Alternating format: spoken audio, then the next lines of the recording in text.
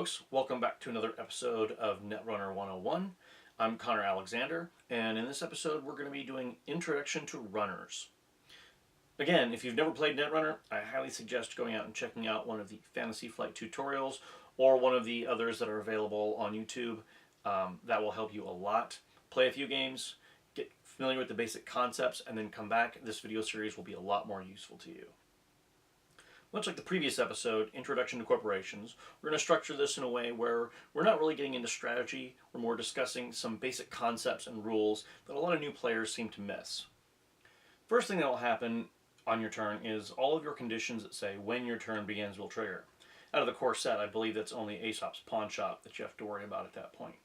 But if you have other cards that say when your turn begins, you'll choose the sequence in which they fire. They're all going to fire, but you get to decide which ones fire first. All right, let's start at the beginning. You've got some basic abilities, all runners do. You've got click for a credit, click to draw a card, click to play a card, click to make a run, and a click and 2 credits to remove a tag. So basic, you've always got those. The click to draw and click for credit we're not going to really cover here. We'll get further into that in some of the strategy stuff. And the click to remove tags, click and 2 credits to remove tags, we'll get into that later as well. The two I want to really focus on here in this segment is the click to play a card and click to make a run. Let's start with the click to play a card. You've got two types here. You've got either an event, which is something that's going to resolve and immediately go into your heap. That's pretty straightforward. More importantly, though, is the install. You've got programs, hardware, and resources. Each has their own little unique flavor to them, each their own little minor subtle rules that we're going to go over really quickly. The most important one is memory. Memory only applies to programs. You'll see a little number right next to the play cost in a little white box. To start with, runners only get 4 memory. That's the base number. From there, it can be modified by consoles and other hardware. If you find you need to install another program, you can go ahead and do that. Just trash one of your other programs so that your memory limit is back down to its current cap.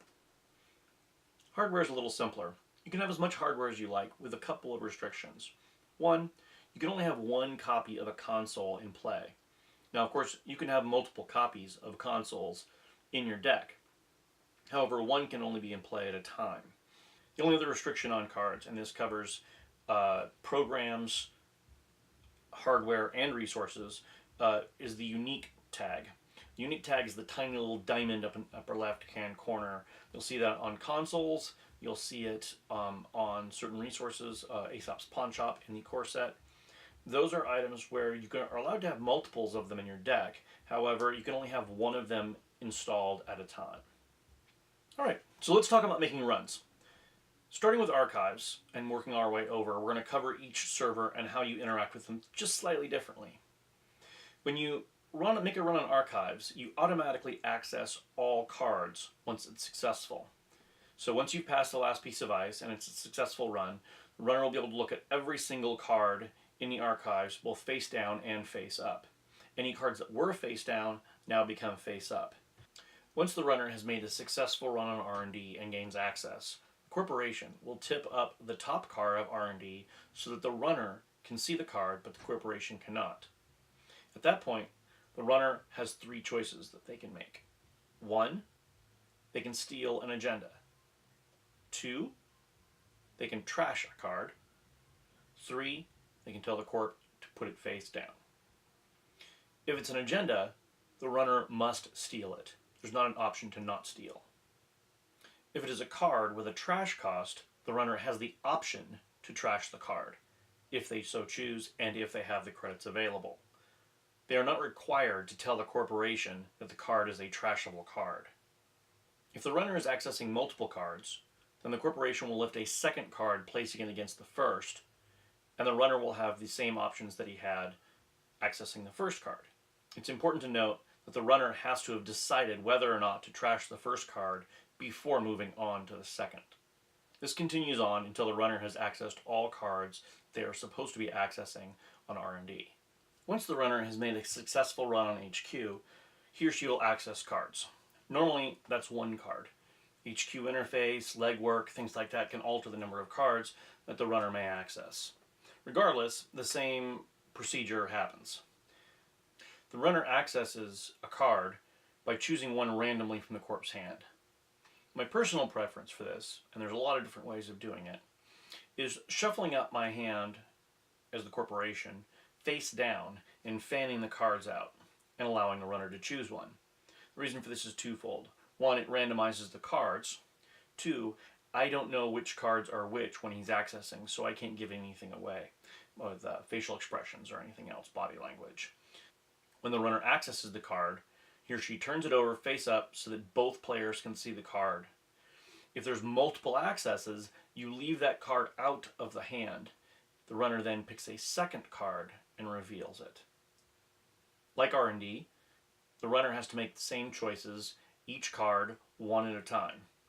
Steal, trash, or that it's going to go back.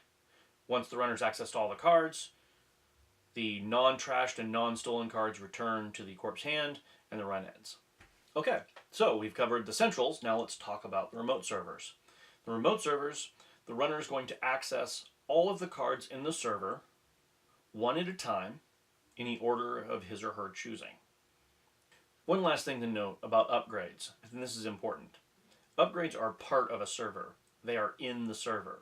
So when a runner accesses any server, whether it's a remote server or a central server, he or she must also access those upgrades.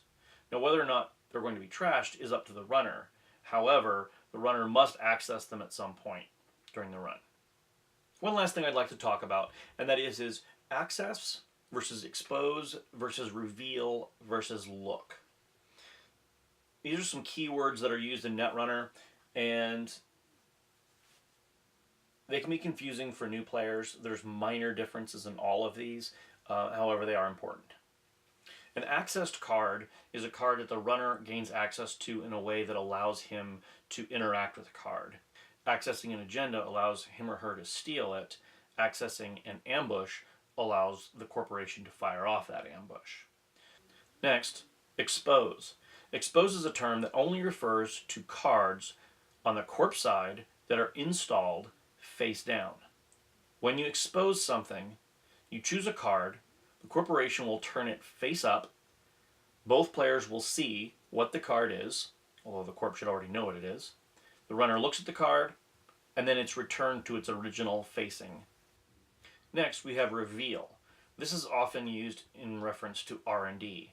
When a card is revealed, for example, let's say the top card of R&D, both players will look at that card. Lastly is look. Once again, this will often be referred to in relation to R&D. In this case, a look is where the runner will be able to see a card that the corporation cannot. For example, look at the top card of R&D. The corporation would lift the card up so that the runner could see it and the corporation could not. This is not an access. Okay, so that's our brief introduction to runners. As you can see, there's a lot of little nuances to the game, a lot of little details. Hopefully this video has helped you make some sense of all of it. If you have questions, please add them down in the comments. And if you like what you see, please like and hit subscribe. And we'll have more of these for you soon. Thanks. We want your soul. We want your soul.